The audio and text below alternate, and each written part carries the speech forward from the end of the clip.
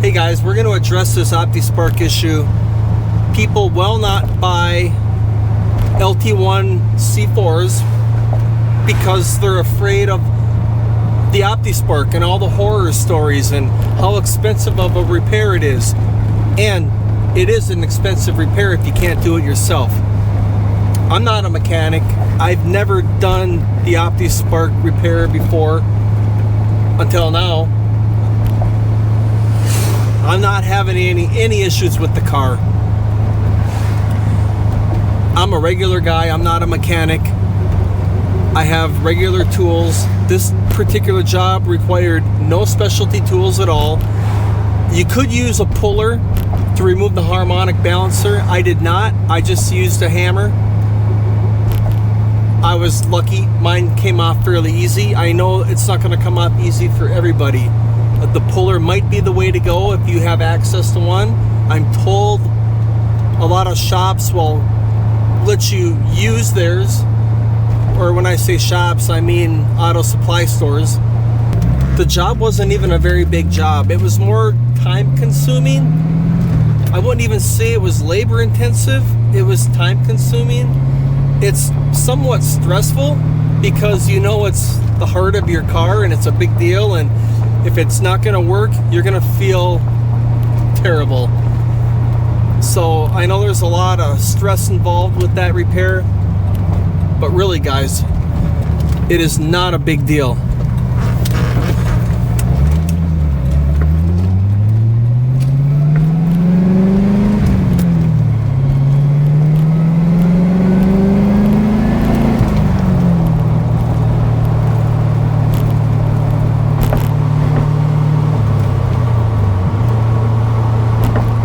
So don't be intimidated. If you're watching this video because you're thinking about getting an LT1 C4 Corvette, but all you've heard is negative things about the ignition system, or so many people saying they'd never buy one because of the ignition system, guys, it's somewhat overhyped. It's nowhere near as big of a deal as I thought. I put about 500 miles on the car since my Optispark. I'm driving it a little harder than normal on purpose. I want to get some RPMs. When I've been driving it, I've been playing it pretty safe. I'm either just going out for a drive or back and forth from work. Today I'm gonna do a lot of start and stop. I'm gonna go to businesses, restaurants, shopping, whatever. So I'm gonna find out if the car is just really dependable, if I did a good job on the repair. And you know, I'm gonna push the car a little bit. I'm gonna do some high RPM pulls and some accelerations, and we're gonna see how it goes. But so far the car has been absolutely flawless. Started right up. Let's go for a drive and see how this Opti's working. Okay, I just got gas. We're gonna go get some coffee, and then we're gonna go out and drive around and check out this Opti.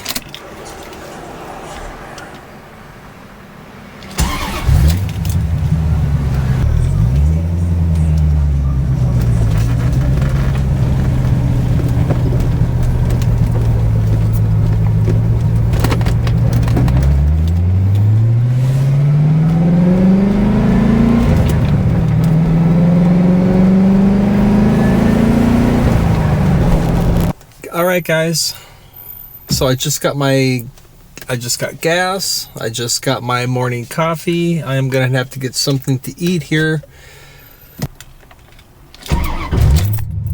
Started right up. What I want to do is talk about basically the whole process. I had some people asking why I didn't video document more of the repair. The Optispark's a big topic. In fact, it's people will not buy these cars because of the Optispark ignition, and it deters a lot of maybe first-time Corvette buyers.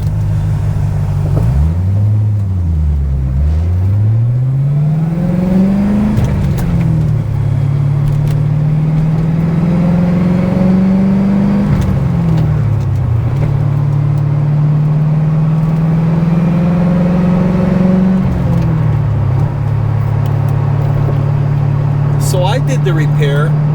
I've never done it before.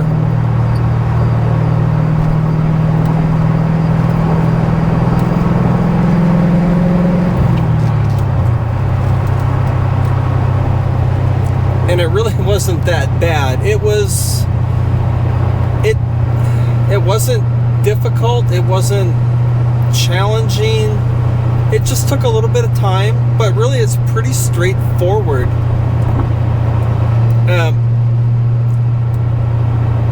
The reason I didn't document more of it was because I really didn't think there was much to document.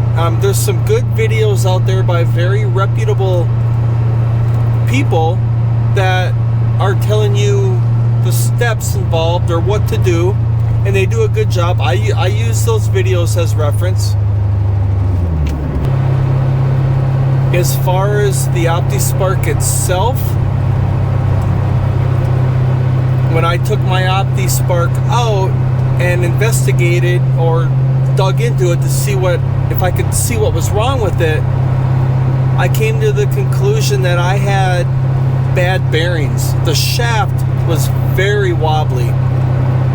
I do have video documentation of that. I also have video documentation of my new products and taking that apart as well and looking at it. I have a lot of video documentation. I just haven't done it yet.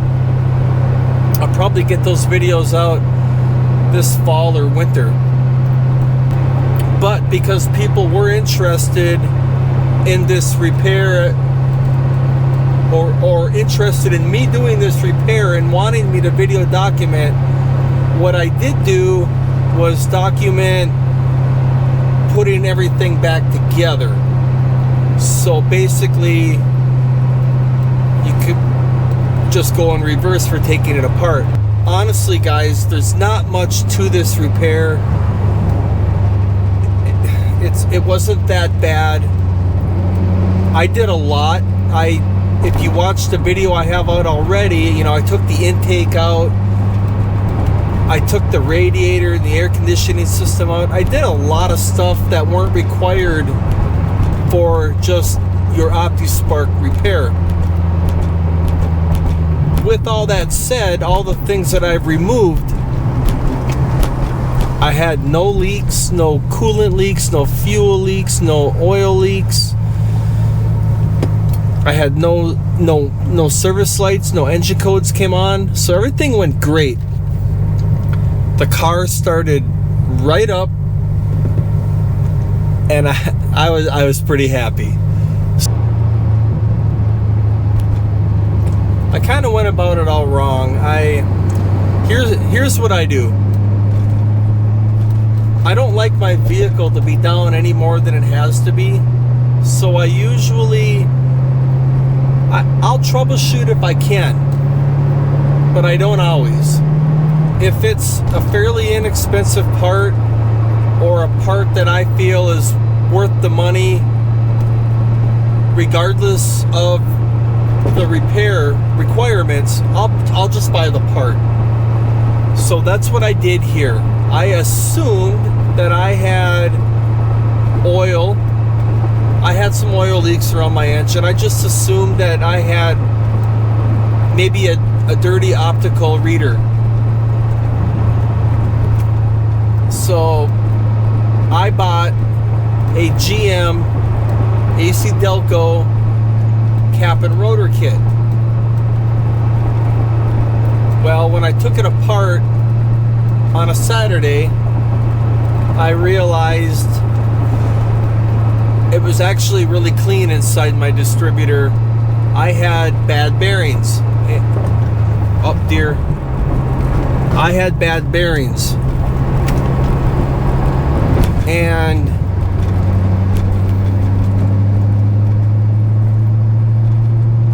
tried to show that in my video. I have videos and I will get those out sometime.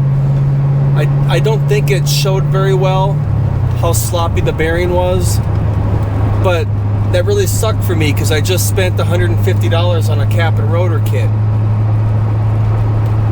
So I researched middle of the road Optispark. I didn't want to spend $500 or $600 if I didn't have to, and I definitely wasn't going to spend under $100 on an Opti. I just wasn't going to go that route. So I looked at some of the local parts stores. I like to shop at O'Reilly, and they sell a Cardone. So I googled it. The reviews are decent. There wasn't really a whole lot of bad to say about it. Actually, it had way more good reviews or positive reviews than negative reviews. It was about $250. So I looked more, and Amazon had the exact same one for like $96. So I bought it from Amazon, under $100. I got it next day, on Sunday, free shipping. Amazon's really stepping up their game. So I got that in the mail.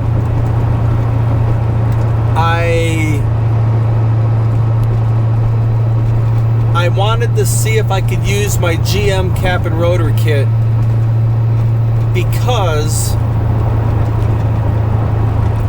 there's pretty high reviews. There's pretty high reviews for the AC Delco cap and rotor. It seems to be the way to go if that's if that's all you have to do. So I wanted to see if I could use what some claim to be the superior cap and rotor with my brand new distributor.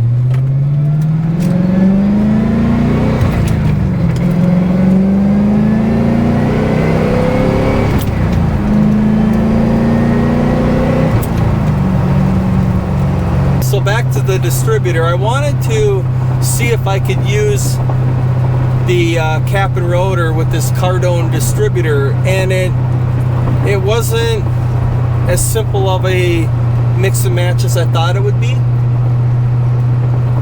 but I did get it. I can't remember what all I had to do. It is video documented. So basically what I have right now is a Cardone Optispark complete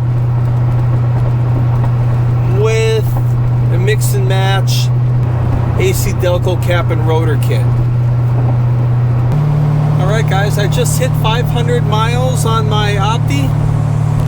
No issues at all. I've done a lot of running around today. Multiple stops, which I haven't done. Up until today, when I've taken this car out, I haven't stopped at a business or a restaurant or anything to turn the ignition off. Today I've made all kinds of stops. I got gas, I went grocery shopping, I got a sandwich. No issues at all with the vehicle starting. I'm on my way now. I'm gonna go find a place to sit down and eat my lunch.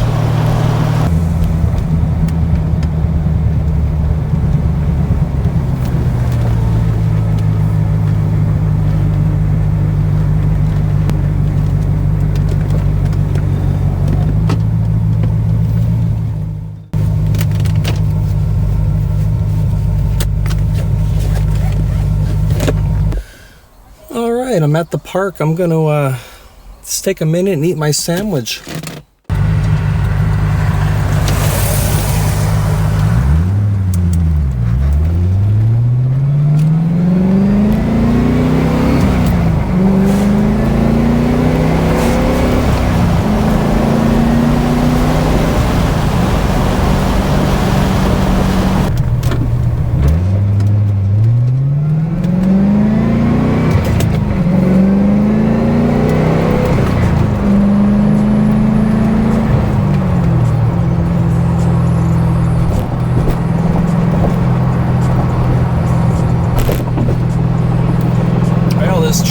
me from going past 50 miles an hour on an on-ramp.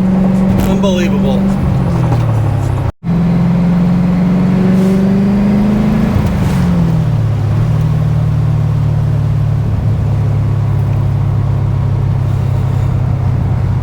Alright guys, that was pretty good.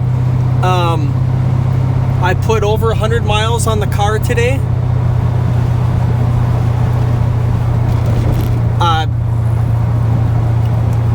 Like I said earlier, I was planning on doing a lot of stopping and turning the ignition on and off, which I haven't done yet on this vehicle. And it worked great. It doesn't seem to matter if the engine's hot or cold. I don't have any issues with the vehicle starting. It hasn't missed a beat, even under acceleration or high RPMs. The car has performed flawlessly.